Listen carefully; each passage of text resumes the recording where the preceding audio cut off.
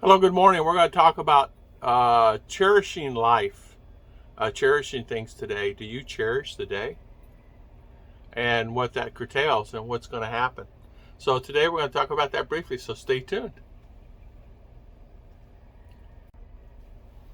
Cherish the day. We want to start off with a couple verses here. We're going to look at Peter, 1 Peter 3:10.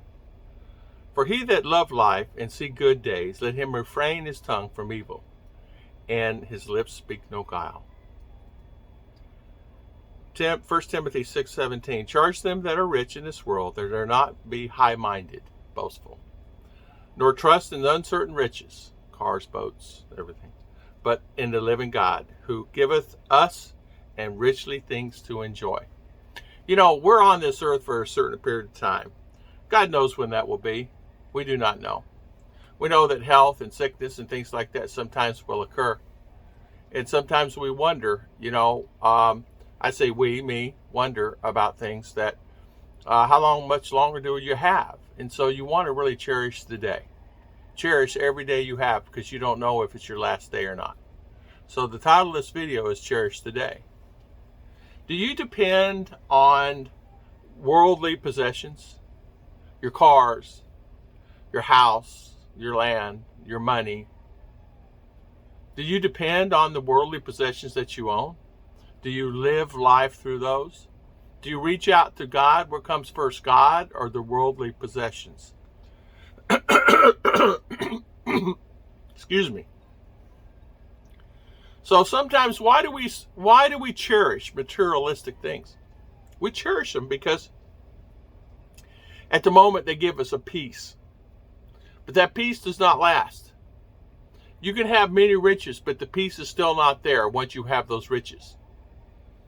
If you have a lot of money, you have money. That's only just a piece.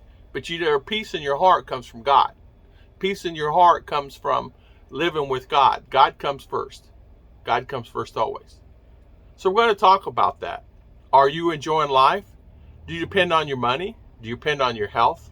Do you depend on the worldly possessions?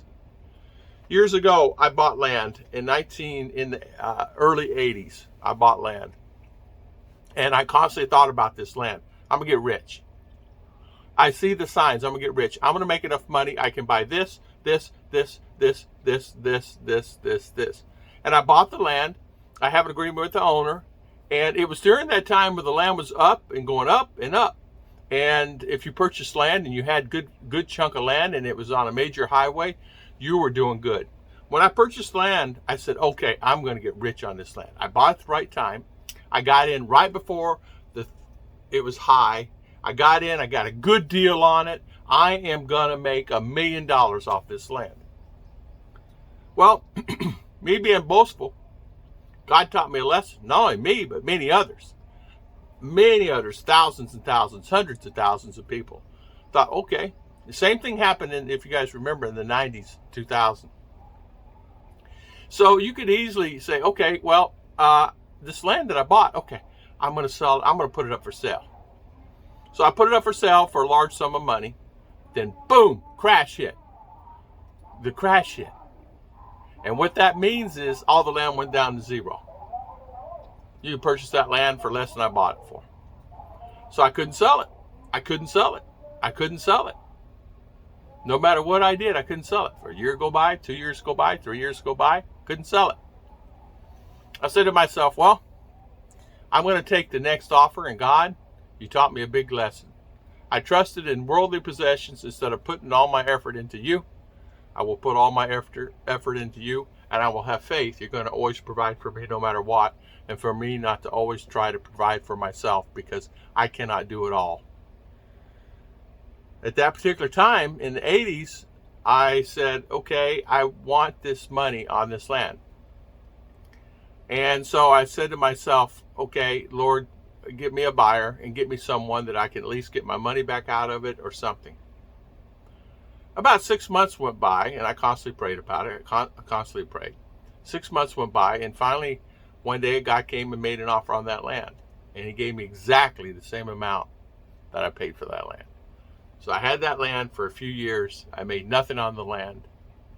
This gentleman had the money to sustain himself. I didn't have the money to keep sustaining myself. What I mean by that is I needed the money. God taught me a lesson. I needed that money so I could survive in life. But I was boastful during that time. I had plenty of money. I had a good job. I still had the same job. And I had more things, more bonuses and this, that, and other. But at that time, I needed the money.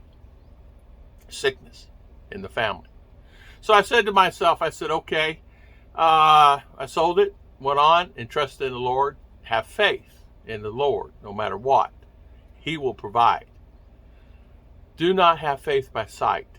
Have faith by world God, trust in God.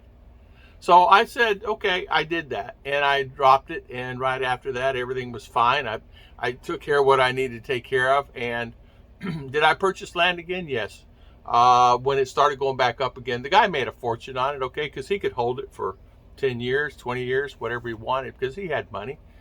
And what it was, I had property taxes coming due on that property also, and I was really fearful of that, and the property taxes were a little pricey, because I had a lot of highway frontage there, and it was in the main part of this town I lived in.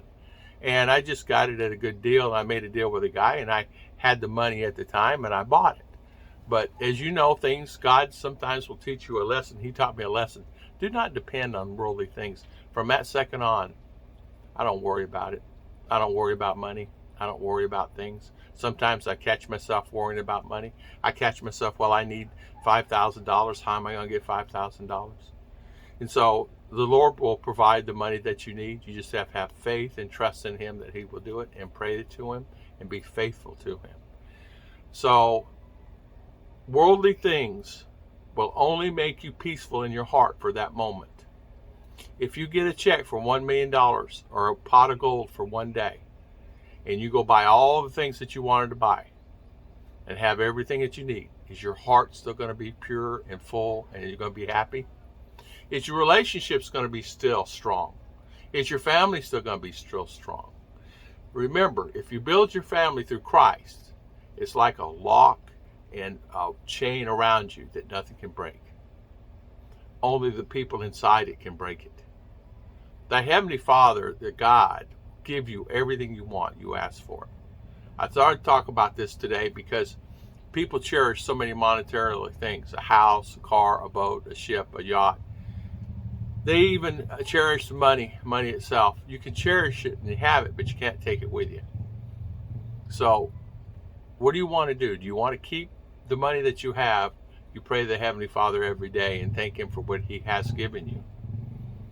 I don't have anything personally. I don't have much of anything at all. I do have family, and that's worth a lot. But I have God, and that's worth more than all the possessions in the world.